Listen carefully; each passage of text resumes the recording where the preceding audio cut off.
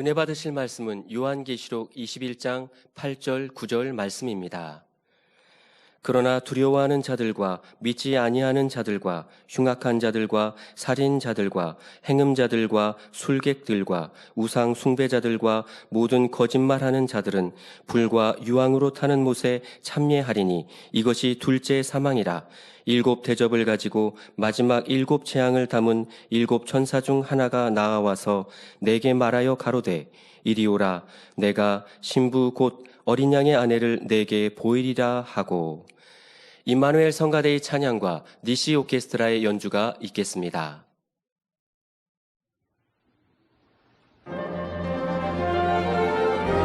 당 회장님의 설교 요한계시록 강의 74번째 말씀을 듣겠습니다. 사랑하는 성도 여러분, 전 세계 및 전국의 지교회 성도 여러분, 지성전 성도 여러분, 전 세계 인터넷을 통해 예배 드리는 모든 성도 여러분, GCN 시청자 여러분, 사도 요한은 모든 심판이 끝난 후 하나님께서 예비하신 새 예루살렘 성을 봅니다. 이 땅의 눈물과 애통, 모든 고난이 다 끝났고 하나님께서는 오랜 세월의 인내를 통해 참 자녀를 얻기 위한 섭리를 다 이루셨습니다. 이제 구원받은 모든 성도들은 천국에 들어가며 특히 성결되고 온 집에 충성한 참 자녀들은 영화로운 새 예루살렘 성에 들어가게 되지요. 그런데 이 새 예루살렘을 설명하기에 앞서 하나님께서는 다시 한번 경고의 말씀을 주십니다.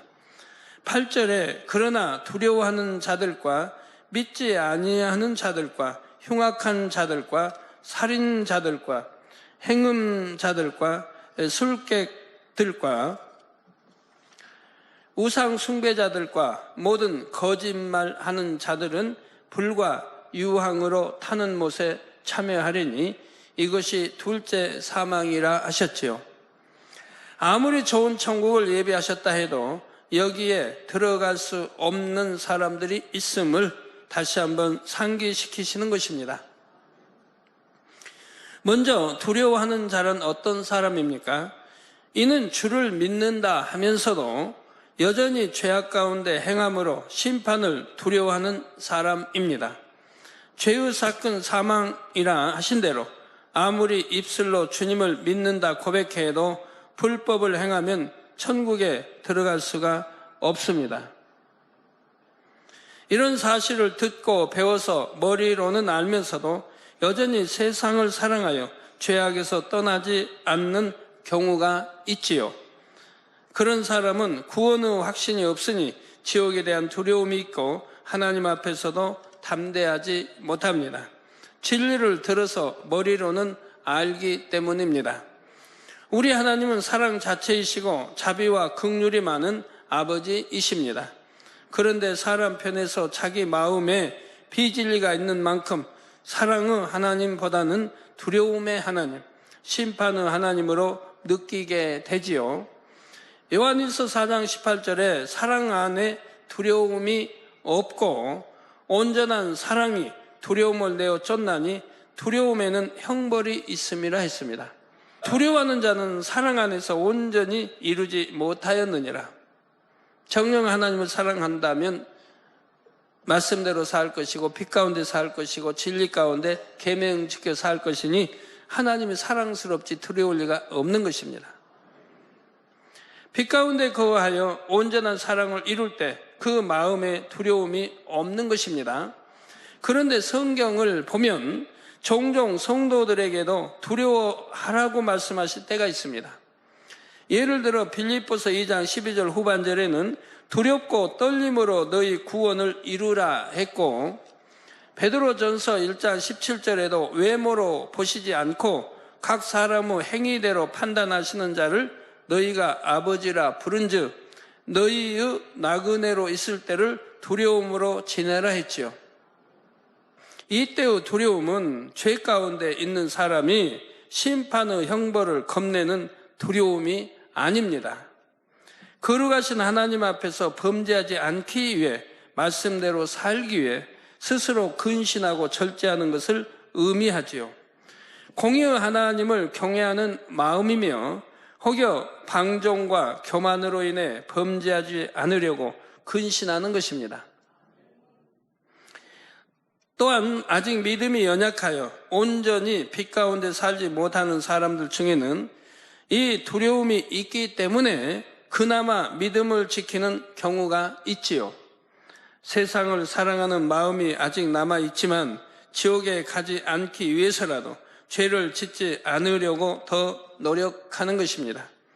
이런 경우는 두려움이 있다 해서 천국에 못 가는 것이 아닙니다. 두려움 때문에라도 진리 안에서 행하면 구원받아 천국에 갈 수 있게 되지요. 두려움이 없다면 믿음도 없다는 증거이고요. 심판도 지옥 가는 거 두렵지 않다는 얘기 아닙니까? 진리를 알고 아직 말씀대로 행하지 못할 때에는 두려움이 있게 됩니다. 그러나 여러분들이 하나님을 사랑하고 말씀대로 살 때에는 그때는 두려움이 없게 되는 것이고요. 자, 그렇게 해서라도 점점 더 믿음이 성장하면 이제 두려워서가 아니라 하나님을 사랑해서 기쁨과 감사함으로 신앙생활하게 되는 것이죠. 다음으로 믿지 않는 자들은 어떤 사람들입니까? 세상 사람들, 곧 주를 믿지 않는 사람들이야 당연히 천국에 못 들어가지요. 그런데 여기서 말하는 믿지 않는 자들이란 교회에 다닌다 하면서도 참 믿음이 없는 사람들입니다. 그저 지식적인 믿음, 머리로만 아는 믿음이지요. 성경도 자신들이 믿고 싶은 내용만 믿고 자기 생각에 맞지 않는 것은 부인합니다. 부활도 천국과 지옥도 무수한 기사와 표적도 믿지를 못합니다. 그렇기 때문에 교회에 다니기는 하지만 작은 질병 하나 믿음으로 치료받지 못합니다. 또한 하나님을 정령히 믿는 사람들은 하나님께서 갚아주실 것을 믿음으로 상대의 유익을 구하며 낮아지고 죽어집니다. 하나님 믿는 사람들은 낮아지는 것이고 죽어지는 것이고 섬기는 것이고 자기 유익을 굳지 않는 것이라 이 말입니다. 이런 말씀을 늘 들어도 말씀대로 순종하지 않는 분들이 많이 계시지 않습니까? 그런 영으로 들어갈 수도 없는 것이고 축복받을 수도 없는 것이고 교회가 부흥될 수도 없는 것이고요.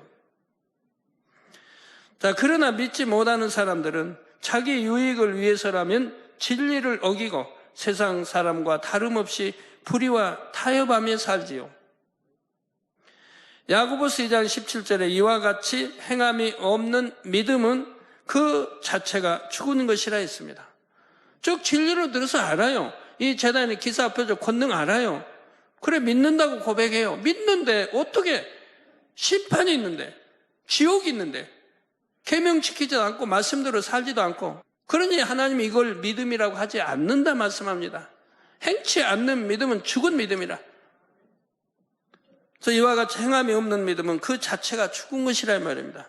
죽은 믿음이기 때문에 구원받지 못한다고 한다 이 말입니다. 스스로 믿는다고는 하지만 행함이 없는 죽은 믿음이지요. 영적인 믿음은 겨자씨만큼도 없으니 결국 천국에 들어갈 수 없는 것입니다. 다음으로 흉악한 자들은 사람의 도리를 벗어나 상식적으로 이해하기 힘든 일을 저지르는 사람들입니다. 물론 믿기 전에는 흉악한 죄인이었다 해도 주님을 영접하고 회개한 사람은 구원을 받지요. 그러나 믿는다 하면서도 여전히 흉악한 죄들을 저지른다면 당연히 구원과 상관이 없습니다. 다음으로 살인자들이란 육적으로 사람을 죽이는 것만이 아니라 영적인 살인자도 포함됩니다. 여기서 영적으로 살인한다는 것은 누군가를 신앙 안에서 실족시키는 것을 말하지요. 곧 상대를 진리에서 벗어나게 하며 그 영혼을 해롭게 하는 것입니다. 예를 들어 교회에서 머리된 사람이 비진리를 행하고 잘못된 것을 가르침으로 양떼를 사망의 길로 가게 하는 경우가 있습니다. 자, 양떼에게 신앙 상담을 해주면서 전혀 적절하지 않은 답을 해주므로 오히려 큰 어려움에 빠지게 하는 경우도 있지요. 혹은 입에서 내지 말아야 할 말, 악한 말을 전함으로 상대를 실족시키는 일도 있습니다. 예를 들어 남의 의무를 전하여 판단 정죄하게 만들고 이간질하는 것, 서로 미워하게 만드는 것, 수군수군하는 사단오해를 만드는 것 등이 다 여기에 해당하지요. 주의종이나 교회를 애매히 비방하는 말을 하여 다른 사람을 실족시키는 것도 반드시 하나님 앞에서 계수받게 됩니다. 누가복음 17장 1절에서 2절에 예수께서 제자들에게 이르시되 실족게 하는 것이 없을 수는 없으나 있게 하는 자에게는 화로다. 자, 실족게 하는 일들이 생기지 않습니까? 그래서 실족게 하는 것이 없을 수는 없다. 그러나 있게 하는 자, 실족게 하는 자는 자에게는 화라 이 말입니다. 저가 이 작은 자 중에 하나를 실족게 할진데 차라리 연자 맷돌을 그 목에 매이우고 바다에 던지우는 것이 나으리라 하셨지요. 우리가 형벌의 두려움을 알아야 됩니다. 하나님은 자녀입니다. 하나님의 자녀를 실족게 해서 마귀의 밥이 되고 마귀의 자녀가 되고 지옥 가게 했다고 하면 그 형벌이 얼마나 크겠습니까? 차라리 연자맷돌을 치고 바다에 빠지는 게 더 낫다 이 말입니다.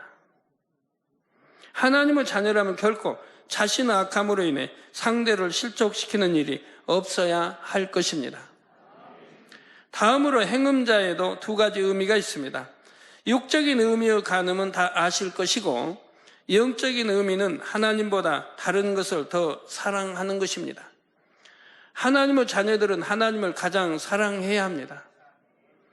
물론 초신자 때는 아직 하나님보다 세상을 더 사랑하기도 하고 자기 가족들을 더 사랑하기도 합니다. 왜? 하나님의 사랑이신지를 모르고 예수가 우리 구세주시며 어떻게 우리를 사랑해 십자가 치시는가 이런 걸 모르기 때문에 세상을 더 사랑하고 자기 가족을 더 사랑할 수가 있습니다.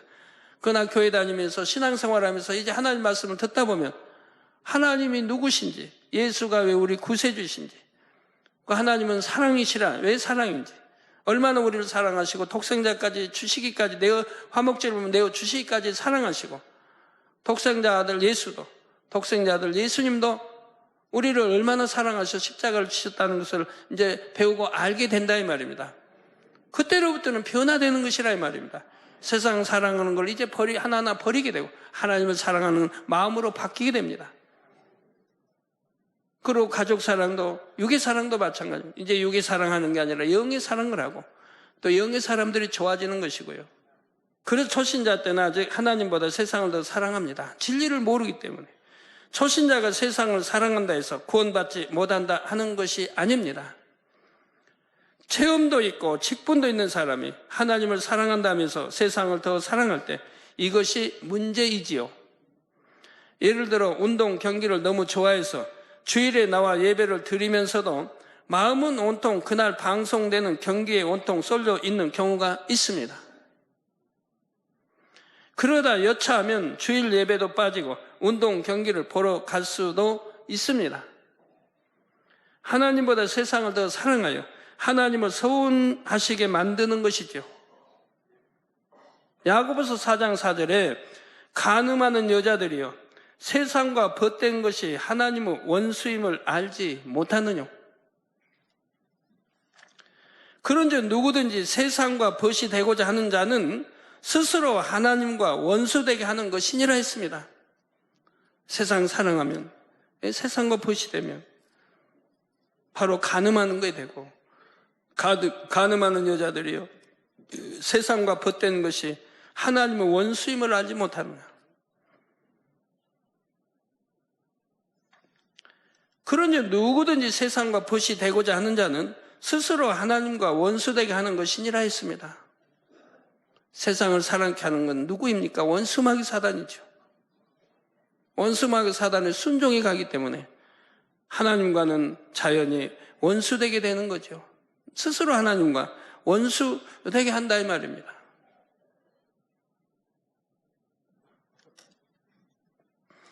하나님과 원수되는 일을 거듭 행할수록 당연히 구원에서도 점점 멀어지는 것이고요. 다음으로 술객이란 굿이나 점 등 여러 가지 술법을 통해 악한 영들을 불러들이고 교통하는 사람입니다. 굿이나 점 등 여러 가지 술법을 통해 악한 영들을 불러들이고 교통하는 사람들입니다. 이들은 자신만 악한 영들과 접할 뿐 아니라 다른 사람들까지 미혹에 나가지요. 성도들은 모든 것의 근본을 하나님께 두고 어떤 문제든지 하나님께 의지하며 영적인 법칙에 따라 해결해야 합니다. 그런데 악한 영과 깊이 교통하는 사람들을 보면 문제가 있으면 구술하고 부적을 쓰는 등 어둠의 세력들을 통해 해결하려 하지요. 이런 것은 문제를 해결하는 길이 아니라 오히려 문제를 더 크게 만들고 악한 영의 역사를 불러들이는 것입니다. 그러니까 술객이나 술법, 구점 이런 거 하는 분들, 가정들 봐요. 10중 9 아니면 10중 10. 분명히 그 가정에는 우환만 따를 것이고 그 가족들, 자녀들, 손주, 손자 쭉 대대로 정신 이상 가지가지 문제들이 생기게 된다면 불구자 정신 이상 태어나온다 이 말입니다.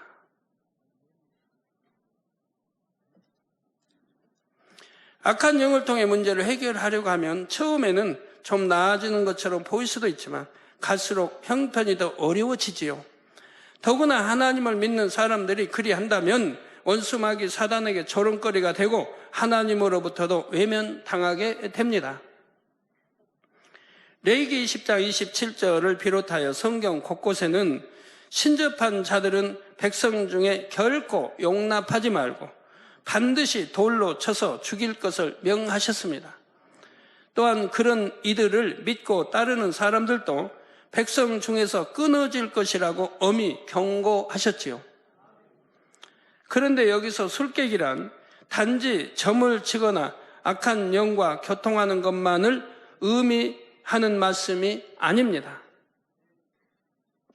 어떤 사람은 교회 다닌다 하면서도 계속해서 악한 생각을 받아들이고 그런 생각을 점점 더 발전시켜 나갑니다.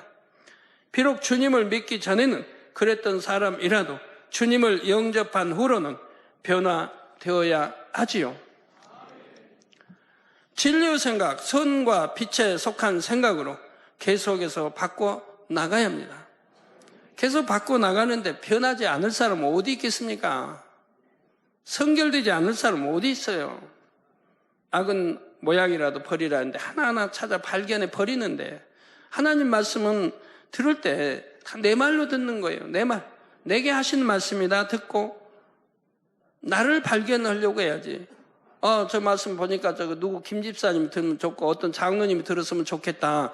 아니 내 남편이 들어야 되는데 그게 아니라 내가 들어야죠. 내가 듣고 내가 나를 발견하고 내가 은혜를 받아야지.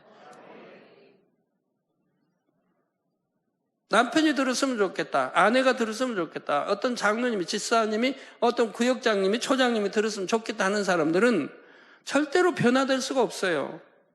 자기 탓은 아니니까. 다 나무 탓을 돌리니까. 하나님 말씀을 내 말씀으로 받아들여야 하는 것입니다. 거기서 어찌하든 생각 동원하지 말고 발견하려고 해야 된다 이 말입니다.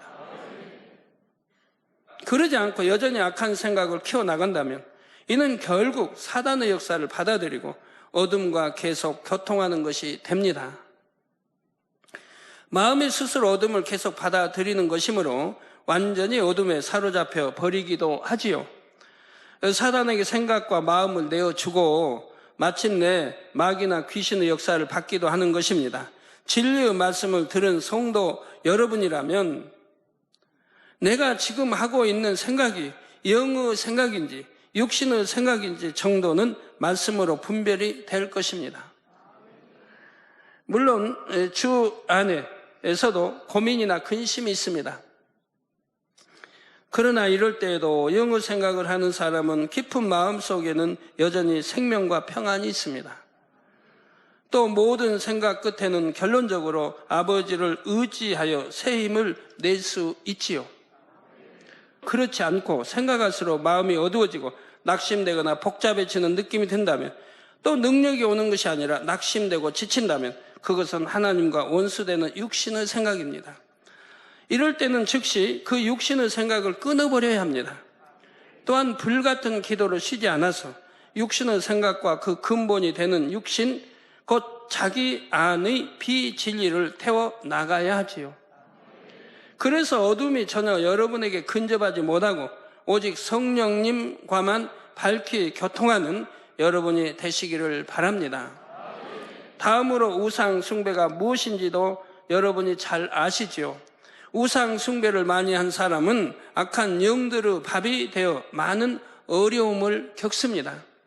자신에게만 아니라 그 저주가 3, 4대까지 이르러 가족과 자손들에게까지 해를 입히게 되지요. 선천적인 장애, 알코올 중독, 정신 이상, 우울증, 자살, 이런 우환이 끊이지 않는 것입니다. 회개하여 하나님을 믿고자 해도 영적으로 해방을 많이 받아 믿음을 갖기 어려운 경우도 있고요. 그러나 여러분은 이런 저주의 끈들을 어떻게 끊을 수 있는지 말씀을 통해 들었고 실제로 끊어버린 분들이 많습니다. 곧 자신이나 가족의 우상 숭배를 철저히 회개하고 이후로 하나님을 기쁘시게 할 일들을 부지런히 쌓아가는 것이지요. 무엇보다 자신이 영으로 들어가기만 하면 어떤 악한 끈도 끊어지는 것이고요. 자, 이런 육적인 우상 숭배 외에도 영적인 우상 숭배가 있다 했습니다. 자녀나 남편 혹은 물질 등 어떤 것을 하나님보다 더 사랑해서 영적인 우상으로 삼는 경우가 있지요. 아무리 하나님의 역사를 보고 신앙생활을 해도 마음 중심에서 믿지 못하면 여전히 세상에 대한 미련을 버리지 못합니다. 정녕 하나님의 말씀을 믿고 천국을 믿는다면 이 천국을 소유하기 위해 모든 것을 버릴 수가 있습니다. 그러나 믿지 못하기 때문에 여전히 하나님보다 더 사랑하는 것이 남아있고 이것이 우상이 되어 하나님을 서운케 하는 것입니다. 요한일서 5장 21절에 자녀들아 너희 자신을 지켜 우상에서 멀리하라 하신 말씀대로 육적인 우상도 영적인 우상도 여러분과는 상관이 없게 되시기를 바랍니다. 이제 마지막으로 나오는 것은 거짓말하는 자입니다. 빛 대신 우리 하나님은 오직 진실 자체요 회전하는 그림자도 없으신 분입니다. 거짓말을 좋아하고 지어내는 것은 하나님과 반대되는 것이요 원수 마귀 사단의 속성이지요. 사람들은 보통 자신의 유익을 위해서라면 상대를 해치는 거짓말까지도 지어냅니다. 자신의 잘못이나 수치를 감추기 위해 진실을 왜곡하고 말을 가감하기도 하지요. 물론 일상생활에서 사소한 거짓말들을 한다 해서 그로 인해 당장 지옥에 떨어지는 것은 아닙니다. 그러나 새 예루살렘을 사모하는 여러분이라면 거짓된 속성은 홀이라도 남겨두지 말아야 합니다. 정도를 걷지 않고 타협하는 것, 동문서답하는 것, 외식하는 것, 이런 것들도 결국 거짓된 마음에서 나옵니다. 하나님과의 약속은 당연히 지켜야 하고 사람과의 약속도 임의로 어기거나 한 번 마음에 정한 것을 자기 유익을 쫓아 변개하는 일이 없어야 하지요. 또한 하나님을 사랑한다면서 형제를 미워하는 자, 하나님과 사귐이 있다면서 빛 가운데 행하지 않고 어둠 가운데 행하는 자도 거짓말하는 자라 했습니다. 형제를 미워한다 하는 것도 하나님을 믿는다 하는 게 거짓말하는 것이라 이 말입니다. 왜 하나님을 사랑한다면서 형제를 미워하는 건 거짓말이라 이 말입니다. 하나님 사랑한다면 형제를 미워하지 않습니다. 원수도 사랑하게 된다 이 말입니다. 그런데 형제를 미워할 리가 있습니까? 더군다나 우리 하나님의 자녀들끼리는 말입니다. 더 그렇죠. 그러니까 내가 하나님을 사랑한다, 믿는다 하는 말을 거짓말하는 것이라 이 말이에요. 그러니 기도에도 응답 못 받는 이유가 그거란가 하세요. 옛날부터 내가 자식을 놓고 아니 뭘 놓고 남편을 놓고 기도했는데 내가 지금까지도 응답 못 받는가? 근데 왜 응답을 못 받는가? 내 중심에 그런 악이 있었기 때문에 응답을 못 받는 것이라 이 말이에요. 그런 게 없이 정말 내 중심이 선하고 하나님이 사랑할 만한 그런 중심이었다고 한다면 하나님은 중심을 보신데 왜 응답을 못 받았겠습니까? 응답받지 못할 중심이었기 때문에 못 받는 거죠. 그래서 하나님과 사귐이 있다 하고 빛 가운데 행하지 않고 어둠 가운데 행하는 자도 거짓말을 하는 자라 성경은 분명히 말씀합니다. 이렇게 거짓말을 하는 자들은 구원받지를 못한다고 말씀한다 이 말입니다. 당연하지 않겠어요? 우리가 빛 가운데 살아야 되는데 주의 저 부른다고 다 구원받는 게 아니라 했지 않습니까? 오직 하나님 아버지 뜻대로 행해야 구원받는다고 했지 않습니까? 그러면 그 다음이 뭐예요? 이 불법을 행한 자들아 나는 너를 모른다. 왜 이렇게 하나님 하나하나 하나님 말씀인데도 명심하지 못하는지, 왜 어기는지, 반대로 가는지 진리와 이런 거짓들을 자꾸 쌓아가다 보면 결국 사망에 이르는 거짓말까지 하게 됩니다. 하나님의 사람을 대할 때도 두려움 없이 거짓을 말할 수 있고 하나님 앞에서도 속일 수 있게 되지요. 예를 들어 아나니아와 삽비라 같은 경우는 권능으로 보장받는 하나님의 종을 속임으로 그 자리에서 혼이 떠나고 말았습니다. 저 혼이 떠났단 말은 구원받지 못했다는 걸 말합니다. 영이 떠났다고 해야 된다 이 말입니다. 그래야 영이 떠났다면 그건 구원받은 영혼을 말하고요. 혼이 떠났다면 구원받지 못한 영혼을 말하는 것입니다. 성경에 보면 영이 떠난 경우가 있죠. 그러나 혼이 떠난 경우는 구원받지 못한 경우입니다. 그래서 아나니아 삽비라는 바로 하나님의 사랑받는 권능의 종을 속였다 이 말입니다. 그러므로 뭐라고 합니까? 성령을 속였다고 하죠. 베드로는 성령의 역사에서 권능을 행하고 있는 거예요. 성령이 함께 하심으로. 그래서 성령을 속였다고 말하는 겁니다. 또 요한일서 2장 22절에는 거짓말하는 자가 누구뇨? 거짓말하는 자가 누구뇨? 예수께서 그리스도이심을 부인하는 자가 아니뇨? 우리 예수께서 그리스도이심을 여러분 너무 잘 알지 않습니까? 예수는 우리 그리스도, 우리 구세주이라 이 말입니다. 역사가 증명한다 이 말이에요. 2000년 전에 역사가 증명해요. 그런데도 이걸 부인하는 자가 바로 거짓말하는 자라 이 말입니다. 이건 거짓말 중에 큰 거짓말이죠. 예수가 우리 그리스도이심을 믿는다면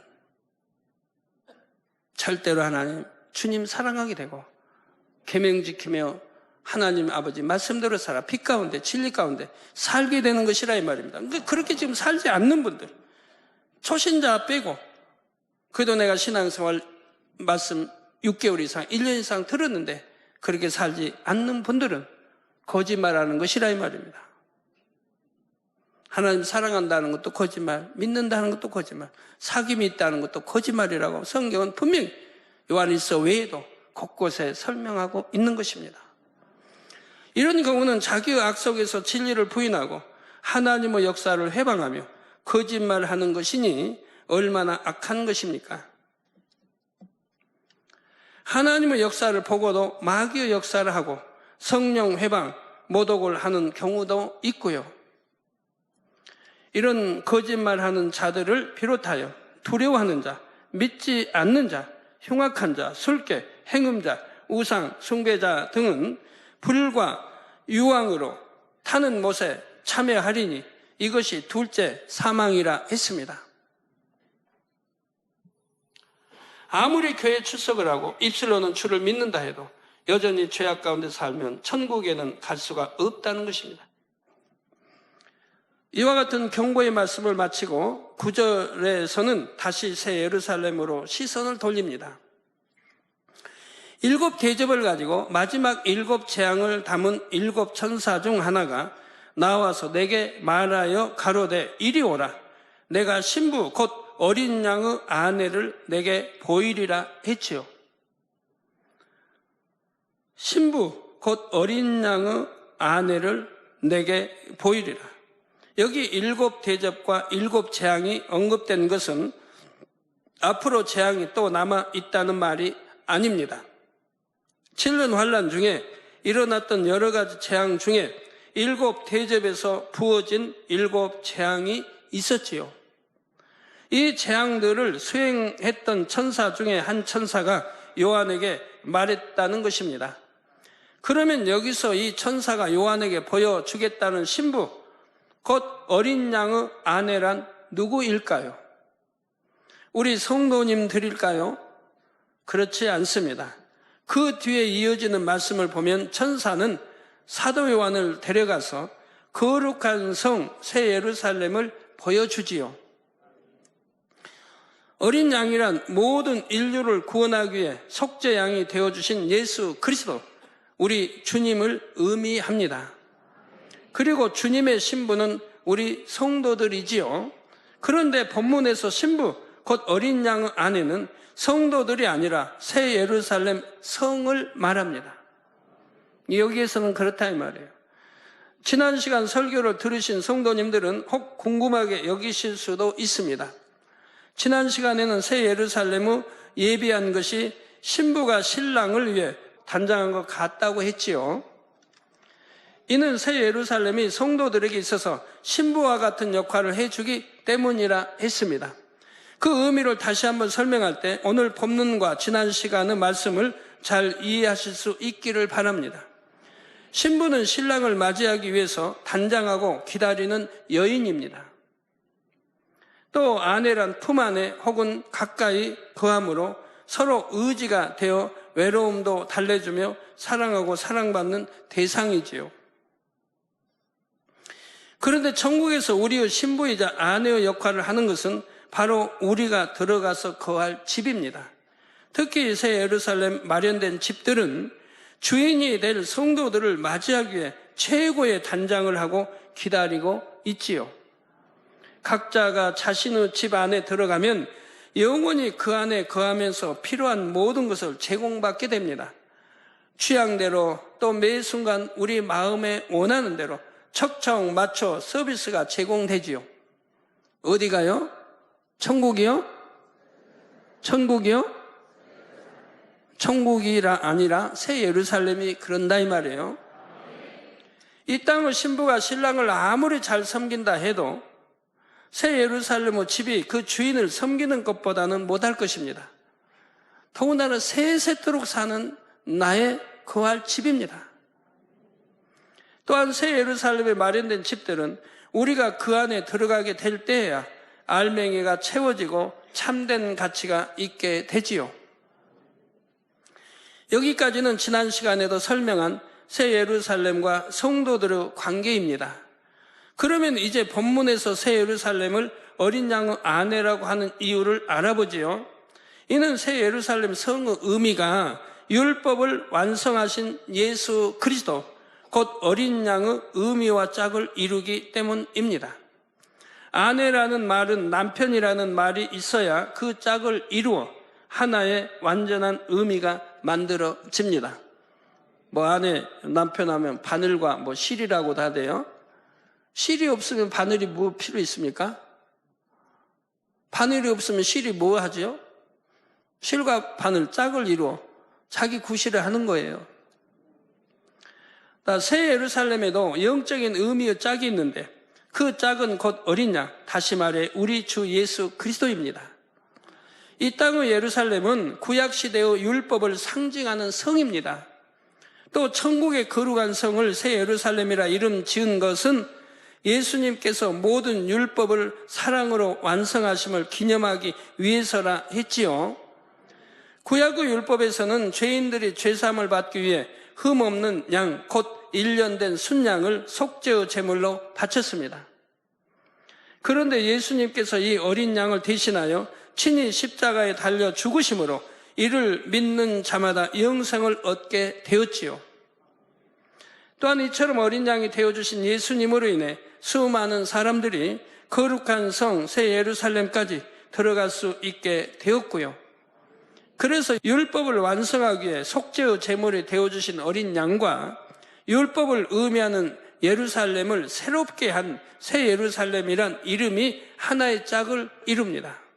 이런 관계를 설명하기 위해 본문에서는 새 예루살렘을 어린 양의 아내라 표현하는 것입니다. 이해가 되시는지요?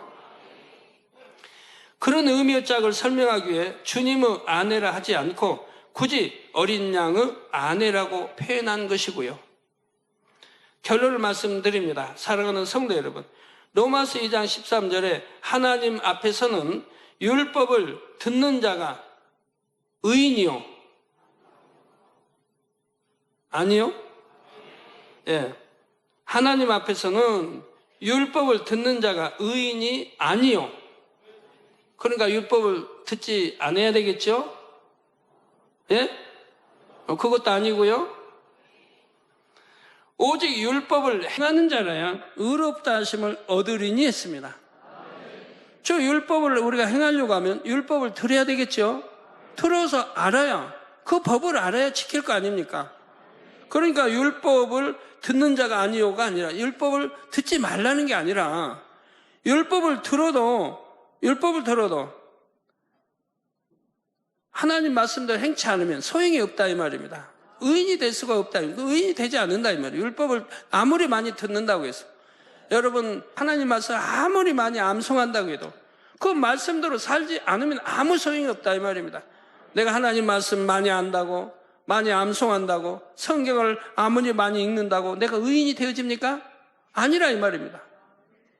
그러니까 율법을 읽지 말라, 하나님 말씀을 듣지 말라는 게 아니라 들었다고 하면 이제 알면은 지켜 행해야 된다 이 말이에요. 그래서 오직 율법을 행하는 자라야 의롭다 하심을 얻으리니.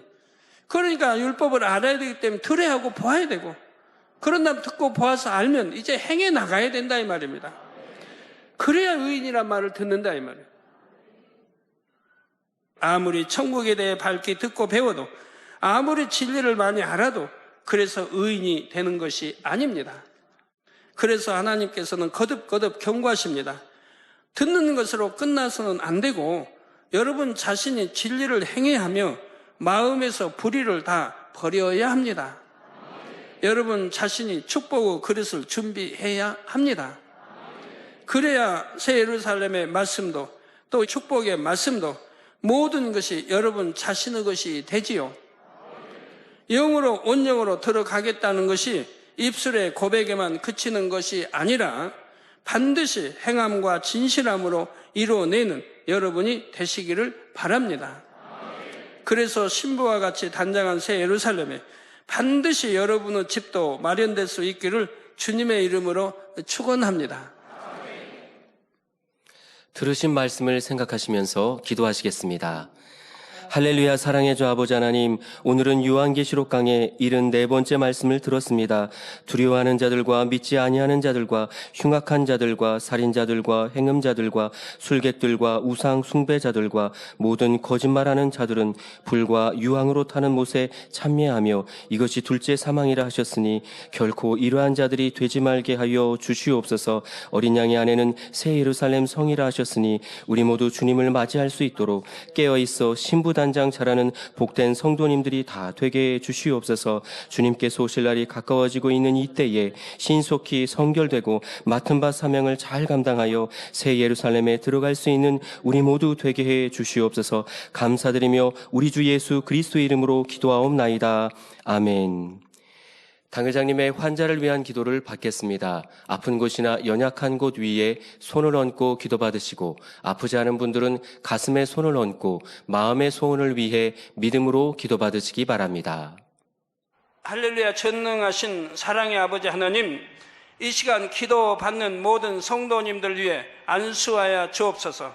GCN과 인터넷과 화상을 통해 기도받는 지교회와 지성전 그리고 전 세계 하나님의 자녀들 위에도 시공간을 초월하여 역사하여 주시기를 원합니다. 믿어지는 믿음을 주시고 부정적인 생각과 의심의 세력을 물리쳐 주옵시며 모든 시험 환난도 물리쳐 주옵소서. 머리부터 발끝까지 오장육부 뼈 마디마디 온몸의 신경 조직 세포 등 아픈 곳마다 성령의 불로 태우시고 근본의 빛으로 역사하여 주옵소서. 예수 그리스도의 이름으로 명하노니 원수마귀 사단 모든 질병 균 연약함아 물러가라. 빛이 여임하라. 모든 불치 난치병도 성령의 불로 태워 깨끗하게 역사하여 주옵소서. 말라리아를 비롯한 모든 풍토병도 물리쳐 주옵소서. 감기, 기침, 열, 몸살, 독감 등 각종 유행성 질병도 다 물러가라. 어떠한 유행성 질병 균도 틈타지 않게 지켜 주옵소서. 위암, 폐암, 간암, 유방암, 자궁암, 대장암, 피부암 등 각종 암과 에이즈, 백혈병, 뇌졸중, 고혈압, 저혈압, 심장병, 폐병, 위장병, 당뇨, 부인병, 피부병, 갑상선 질환과 모든 염증도 깨끗게 하여 주옵소서. 소아마비, 중풍, 관절염, 디스크도 온전케 하여 주옵소서. 요통, 두통, 신경통을 비롯한 모든 통증은 사라질지어다. 간질, 자폐증, 우울증, 조울증, 노이로제 등 모든 정신질환도 물러가라. 모든 마비된 것도 풀어지고 일어나 걷고 뛸지어다. 눈도 잘 보이게 하옵시고 귀도 잘 들리게 하여 주옵소서. 소경은 눈을 뜨고 기머거리는 들으며 벙어리는 말할지어다. 각종 사고, 후유증도 깨끗게 하시고 부러진 뼈도 붙여 주옵소서. 화상 입은 것도 온전케 하옵소서. 화기야 물러가라. 열도 물러가라. 아버지 흉터도 나지 않게 역사해 주시기를 원합니다. 마약을 비롯하여 각종 약물과 독극물 중독도 깨끗함을 입을지어다. 죽은 신경과 세포가 살아나며 죽은 자도 살아나게 하여 주옵소서. 잉태의 축복도 주시기를 원합니다. 잉태 축복을 받으라. 예수 그리스도의 이름으로 명하노니 원수마귀 사단아 하늘 공중 곳에 잡은 악의 영들아 물러가라. 그의 사자들도 물러갈지니라. 이 땅의 악한 영, 더러운 영, 거짓되고 간사한 영, 이간질하고 미혹하는 모든 어둠들은 물러가라. 모든 흉악의 결박을 풀고 어둠아 물러가라. 빛이 여임하라. 아버지 하나님, 부르짖어 기도할 수 있는 능력을 주시고 죄를 버리고 성결될 수 있는 능력을 주옵소서. 영혼이 잘됨같이 범사에 잘되게 하시고 가정의 복음화도 이루어 주시길 원합니다. 한 주간도 모든 사고와 재앙으로부터 지켜주시고 불통이 없는 형통한 삶을 살 수 있도록 축복해 주옵소서. 성령의 불담으로 천군 천사와 주님의 불꽃 같은 눈동자로 모든 하나님의 자녀들과 가정, 일터, 사업들을 지켜주시기를 원합니다. 학생들에게 지와 명철을 더하시고 공부도 할 수 있는 뜨거운 마음과 열정도 더하여 주옵소서. 마음과 생각을 세상에 빼앗기지 않도록 지키시고 하나님을 뜨겁게 사랑하는 학생들로 축복하여 주옵소서. 하나님의 자녀들이 먹으나 마시나 입으나 무엇을 하든지 하나님 앞에 영광 돌리는 삶이 되게 축복하여 주시기를 원합니다. 나는 하나님을 만났노라, 체험했노라, 응답 받았노라, 축복 받았노라, 간증하는 입술이 되게 역사하여 주옵소서. 아버지 하나님 감사합니다.